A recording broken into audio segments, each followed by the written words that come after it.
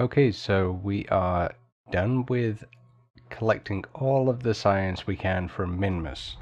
As I said, we can't really get the data from the north or south poles without actually using this station to change our inclination and actually take us up there. Because our landing craft here just doesn't have the delta V on board. So we'd actually need to bring that space station, well, I call it a station, we'd have to adjust our orbit to take it to the poles, and I just kind of don't want to do that. We'll have to come back here eventually to run some different experiments, so we'll deal with that next time.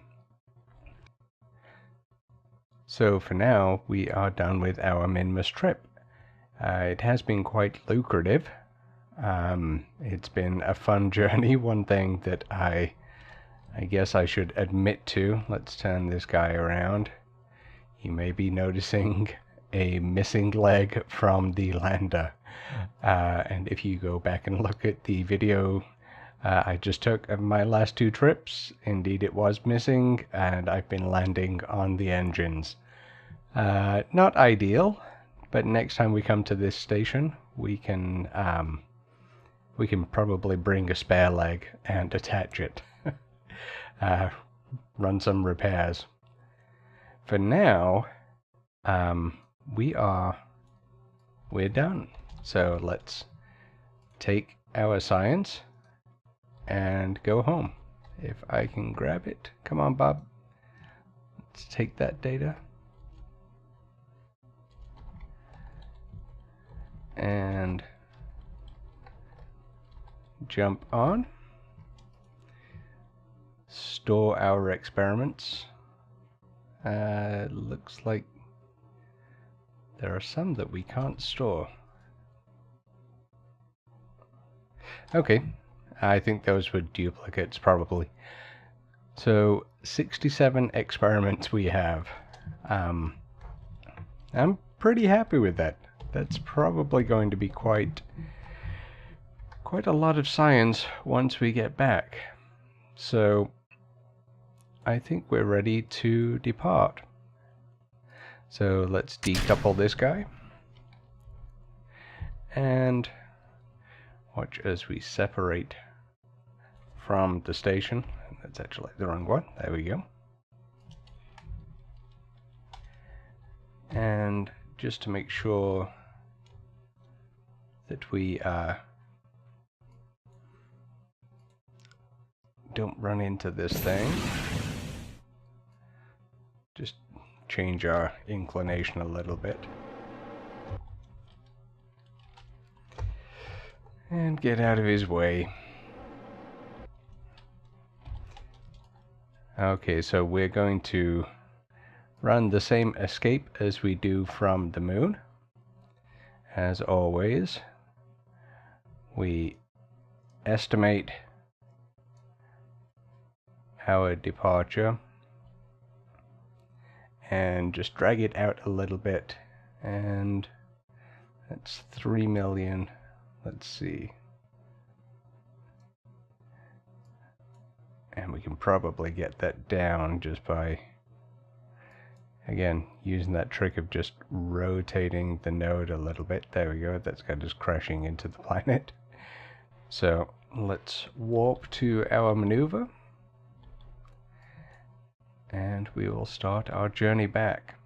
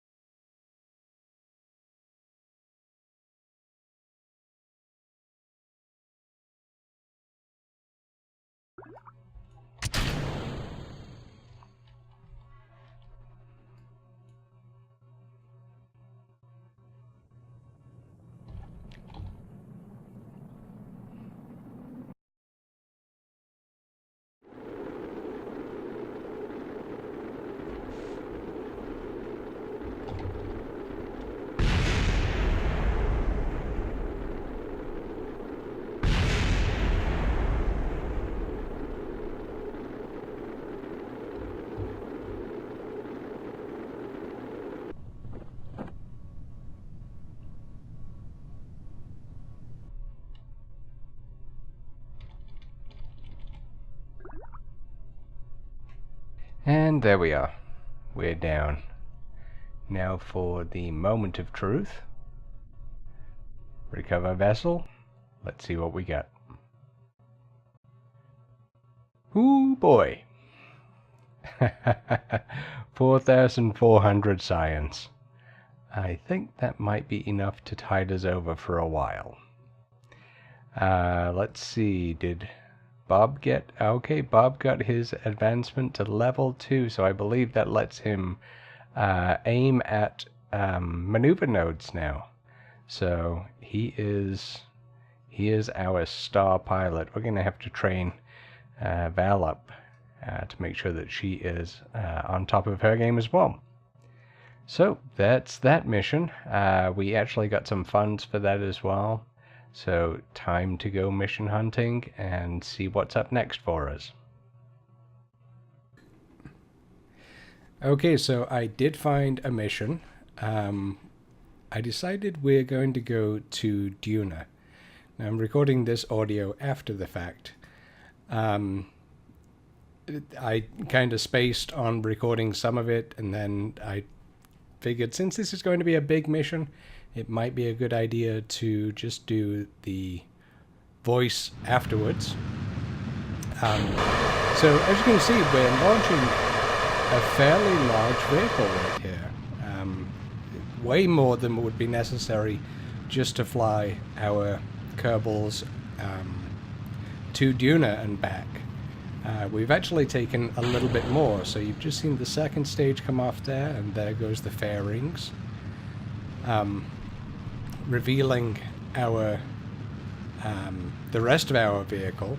Right now we're just on our drive stage, and we're getting into orbit. Of course, it's quite a push, and need to redo some staging that I failed to do in the assembly building. But there we go, we're in orbit, and I believe we're just about to push out to Duna. So the move I'm using here, essentially we burn out the front of the planet to gain the trajectory. It's kind of like using a planet for, or a body for a gravitational assist. We're using the velocity of the planet to get us into an encounter with Duna there that you can see. So we've got our maneuver planned. We know how much delta V that's going to take, and we've got our maneuver node. And now it's just a matter of warping to that node and throttle up.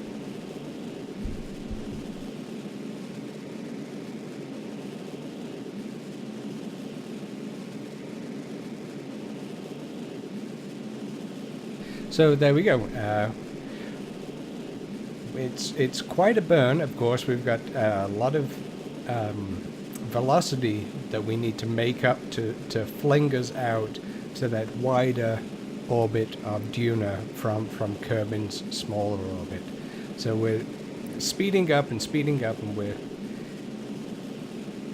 we'll be able to see here now our trajectory will take us outside of the sphere of influence of Kerbin and onto the track, onto the orbit of Duna, and we can see right there we do actually have an encounter.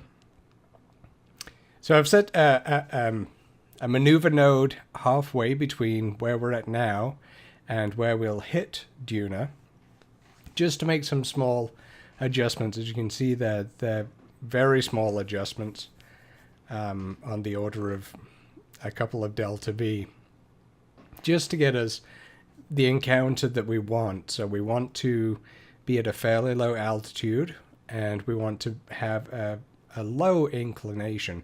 So we can see right there I'm changing that maneuver node to burn either normal or anti-normal. So as we would look at it, north or south, to get us into that specific encounter that we want. So that's us running the maneuver node and adjusting our orbit. So right here, we're releasing the first one of our satellites that we've taken out there. So this is the payload you can see right here. This is one of 5 satellites that I'm going to be putting around Duna. Since this is our first trip out, I figured we may as well make use of it. So this guy, I'll go through each of the satellites as we encounter them in the video. But this guy is designed for scanning. We can see on top he has the survey scanner, and he also has, I actually forget the other device, we'll see it later. So he's designed to scan Duna. Now, the best way to scan, of course, if we're on an equatorial orbit, of course, we just see that one strip around the equator. If we fly over it, we'll only ever see the equator. But if we have an orbit that takes us over the north and south poles, we'll actually be able to see the whole planet as it spins beneath our orbit. So that's what we're doing here. So I've aimed up so that we're flying directly over the North Pole, and that's me setting up right there a circularization burn so that we can circularize and get into that orbit that we want.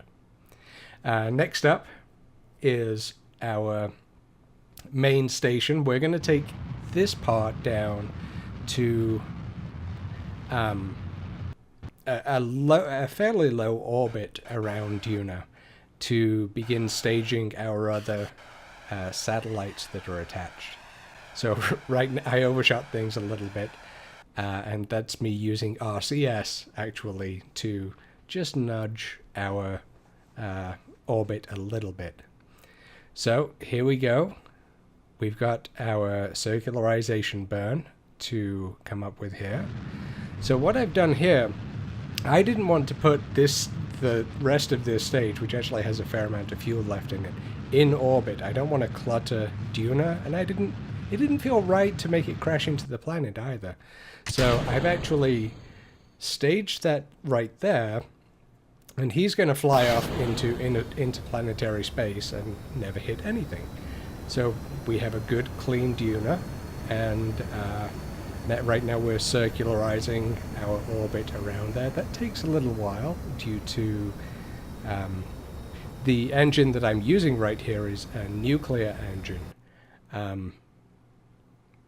which is very slow to respond. So what I've managed to do there is only just get it into an orbit of Duna. We'll actually see in a short while how elliptical that orbit is. And I did that because, there it is, that's the ellipse. So that's actually our main ship. Right now we're just performing our circularization burn with the scanning satellite. And just adjusting that a little bit. And here we go. Open up our main scanning device. And we also try and do some research on that one, and it's not letting us. And I didn't realize that to use that, we actually have to be below, I think it's 140 kilometers. But our main scanning equipment does work up here, and what that gives us is this overlay of the planet that lets us see what kind of resources are around. So that's me flicking to take a look at some of the resources. We'll get more into that when we get into mining and actually gathering resources from some of these planets. So I wanted to get this scanner up just to get us prepared for when we come to that stage in the game. So right now I'm just performing a retrograde burn to bring our apoapsis down, or actually that would be our periapsis, to bring our periapsis down so that we can then perform another burn to circularize at that new altitude. So that's essentially a Hohmann transfer. We're going from one orbit to another one, a different orbit. So it's a Hohmann transfer. You bring down one side, then you warp to that side, and then bring down the other one. So there we are. We're at the correct orbit now, and it's time to run some science. We'll transmit that because we're never going to be able to pick that up from this device. So we've got our science, we've got our scans. He should be about good to go. So now time to concentrate on our main vessel. That's him returning from his very, very wide orbit. So of course, what we'll be doing at our periaps here, we're going to be burning, again, retrograde. We're going to be slowing down so we don't kick all the way around the planet like that again. And this is quite a long burn, and you can hear the nuclear engine winding up here. So that gives you an idea of the responsiveness of that engine. It's very slow, so neat, tidy maneuvers aren't really its thing, but it does have a great specific impulse. It has fantastic efficiency. So we're in our desired orbit, and we've actually brought our orbit down a little bit so that we actually hit the atmosphere of Duna. So right now we're flying through the atmosphere, and that lets us do a little bit more science so that we can study this beautiful red planet that we're visiting. So we've dipped just into the horizon, not enough that it's going to really affect our orbit at all, but we just brought ourselves down in there for science. So next up we're going to be, I believe, circularizing again. If we take a look at that. Yep, this is me setting up a maneuver node in order to perform that circularization outside of the atmosphere. And of course, Bob uses this opportunity to try and get some science, as he always is. And this is about the time that I realized that I have a big problem on my hands. Potentially a very large problem. I noticed that those solar panels are actually going through the scaffolding that's holding them to the ship. as we're going through this burn, I begin to realize, oh, this could be very bad.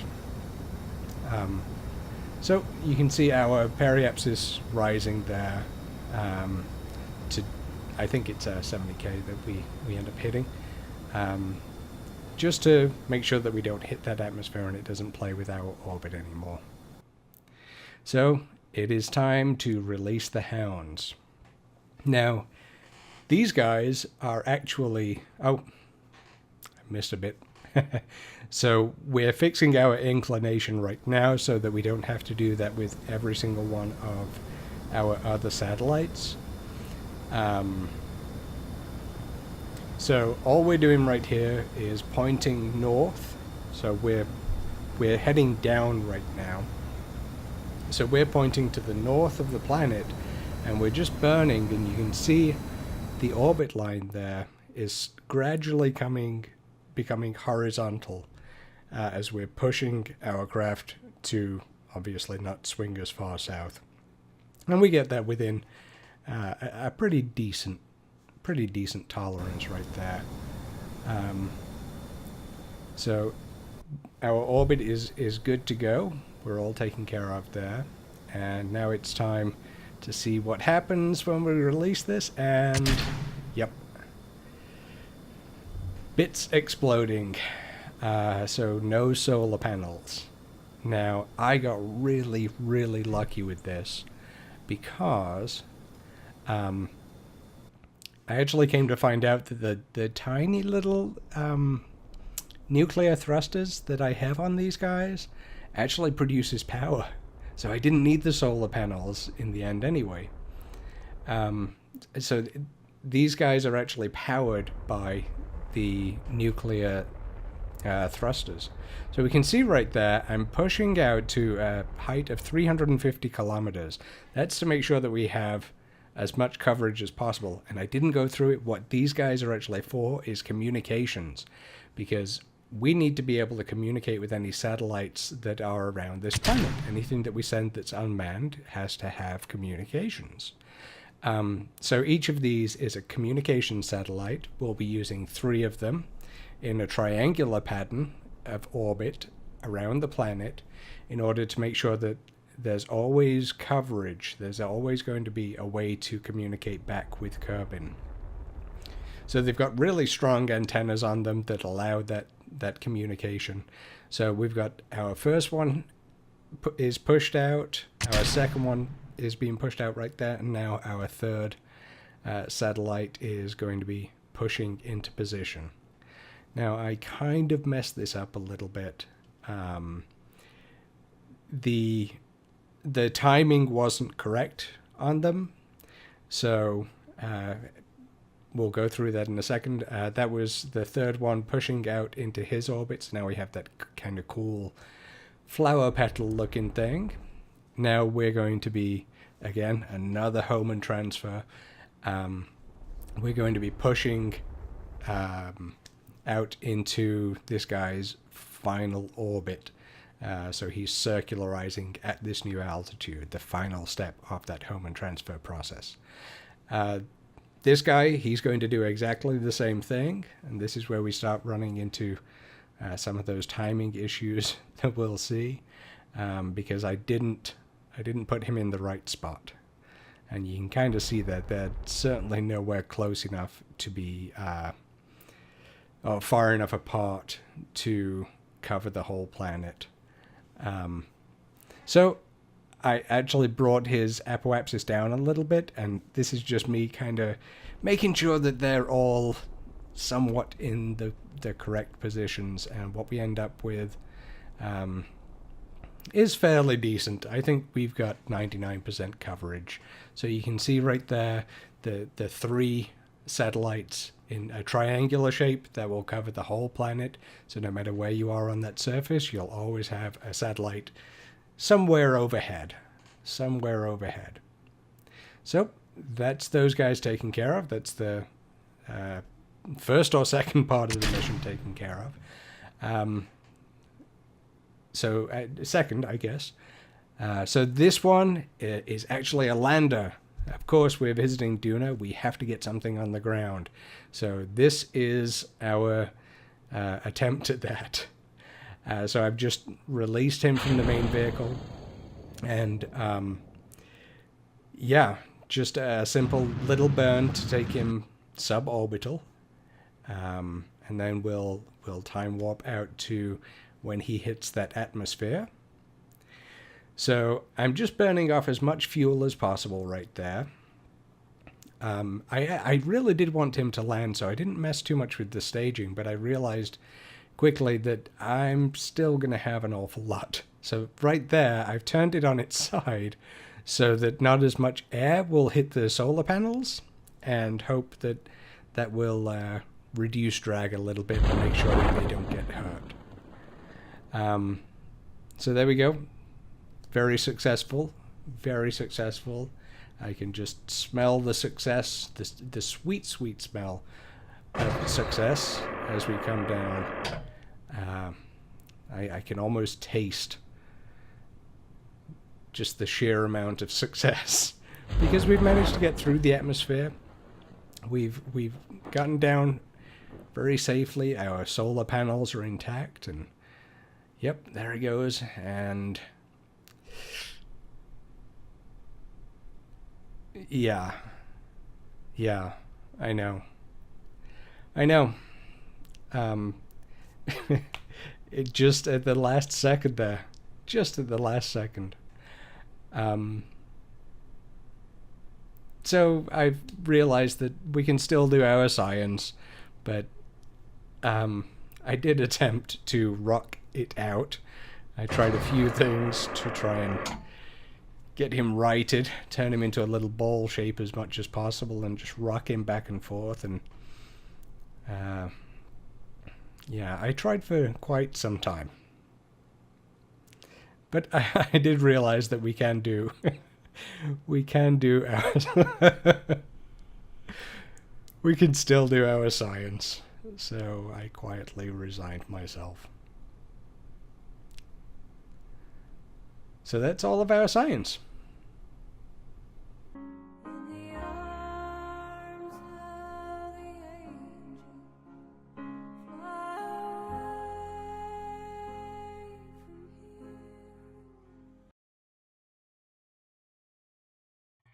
Well, that obviously didn't go as planned, but that's fine. We can still get the science from it. Here's how we have the planet so far. Just the one trip. We've got our 3 communication satellites, able to bound signal to each other and back to Kerbin, and also cover the whole planet.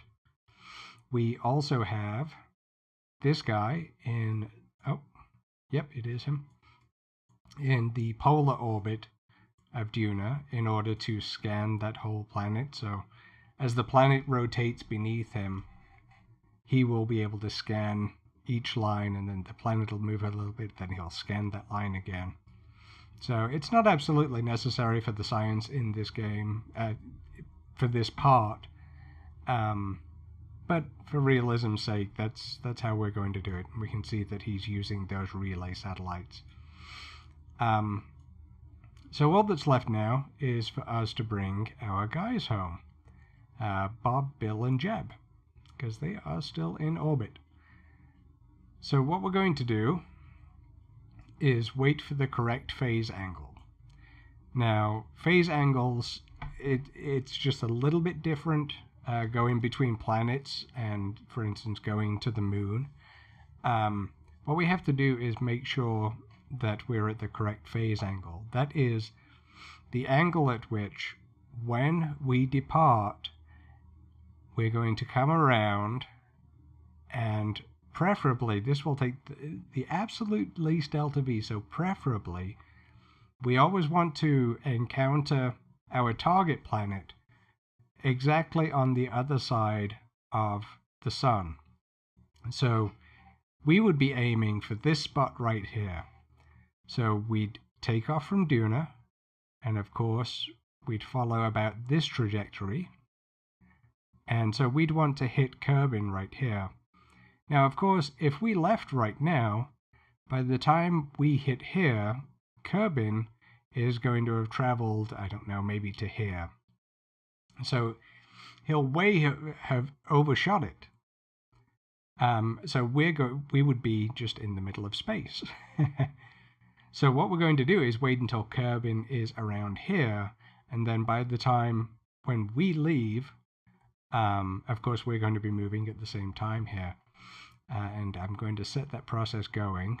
We're time warping at a very high rate of speed now. So we're just going to wait until, as you can see, we're moving a little bit slower. We're moving a little bit slower than Kerbin. It's just the same as in Rendezvous. The further out you are, the slower you'll go. So he's just a little bit lower, and he is catching up to us. Again, just like the Rendezvous. Now, there is a tool to calculate these correct phase angles. If you search for ksp.olex, that's OLEX, then you can essentially just punch in which planets you're traveling between, and it will tell you the correct phase angle. So we're just waiting. We're almost there. I'm keeping Duna on the right here as a reference. And I know, thanks to that site, that our phase angle, Kerbin needs to be about here. So I'm going to stop that. That looks just about right to me. And we've got plenty of delta V, so if it's off a little bit, it's not a major worry. Now, in the trip to Duna, we wanted to gain orbital velocity around the sun. So we actually departed following the planet. We departed along with the planet so that it gave us as much of a shove as possible to get out to Duna's orbit from Kerbin's orbit. We wanted to fling ourselves out further. Now, the trip back to Kerbin, we actually want to slow ourselves down, so we want to get away from the planet as quickly as possible. So we're going to exit away from the orbit of the planet. So that way, we get away from it as fast as possible, and it doesn't give us as much of a shove. That will actually help us get back to Kerbin. So for that departure, let's go ahead and fly our vessel, and we'll get that maneuver node created. Okay, so here we are at Duna with our station, and just as with going to Duna, we actually created a maneuver node here to fling us off with the planet. We're going to be creating a maneuver node on the other side, and I think it's about here. And we can play around with this a little bit. Okay, so after a little bit of playing around there, I have an encounter with Kerbin. So it looks like we are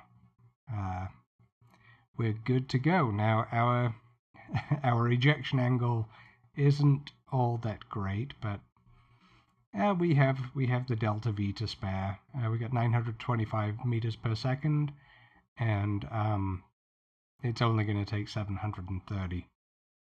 So let's go ahead and execute on that node. You may have noticed in this video I am using MechJeb, which performs maneuvers for you. Some people kind of consider it cheating, but as I'm making these videos, it really does help a lot to have something like this, so that I can concentrate more on making videos that are easy to watch, rather than fiddling around and having to make these maneuvers myself. So we can see our comms network in action right here. He's connecting to the different satellites as necessary. And that's right. We have to warp around, so I will see you just before that maneuver.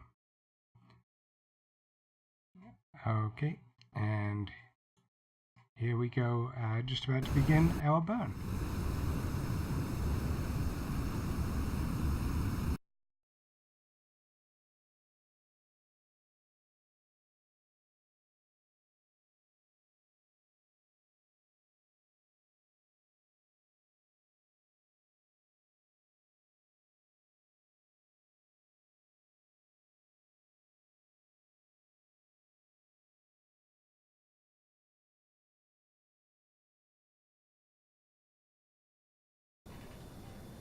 So as you saw, we performed a mid-transfer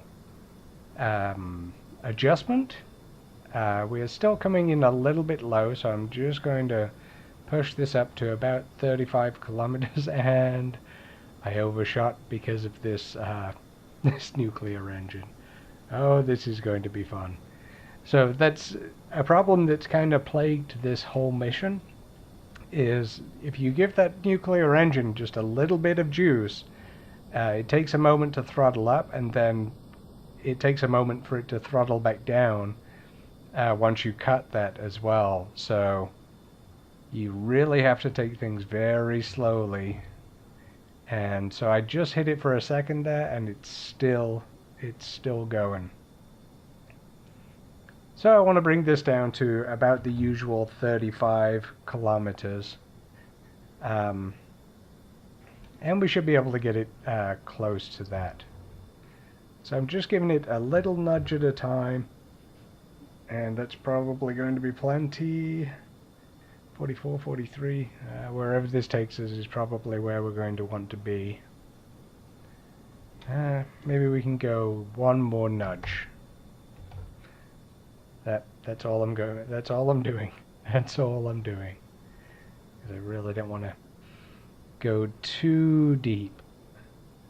Because of course the deeper we go into the atmosphere, the harder it's going to be on our hull. Now, speaking of our hull, we have an awful lot of extra weight that we've been carrying around with us. I was going to jettison this, but the mission changed a little bit. So I decided to make sure that we're not trashing Duna, to actually just bring it with us. So we had the Delta V to spare, so I think we should be good. Oh, I see that we have some science to collect. May as well grab all of that while we're here. Okay, so there's the plan. There's the plan. We can jettison this guy. Let's do it a little closer. In fact, nope, let's do it right here so that it has enough time to get as far away from us as possible. So we'll decouple that. All of everything's going through the atmosphere anyway, so he'll burn up in Atmo as well. And now that, let's just double check our periapsis. Oh, see, the kick the kick from releasing that actually sent us into a higher orbit. That little jolt as it separated us actually pushed us into, we were at about 38, I think, and now we're at 48 as our periapsis. So let's go ahead and close in.